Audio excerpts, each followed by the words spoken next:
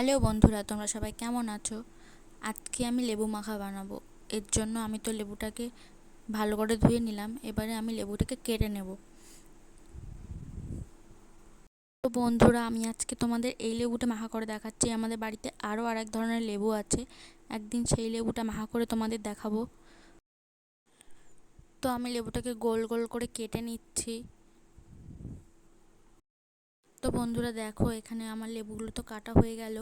এবারে লেবুতে আমি যেই মশলাগুলো দেবো সেই মশলাগুলো আমি সব রেডি করে প্রথমে আমি এর মধ্যে লঙ্কা গুঁড়ো দিলাম, এরপরে ধনে গুঁড়ো, তারপরে জিরে গুঁড়ো, এবার একটু বিট লবণ দিয়ে দিলাম। মশলাগুলো একসঙ্গে মেখে নিয়েছি, এবারে লেবুর ওপরে দিয়ে দেব।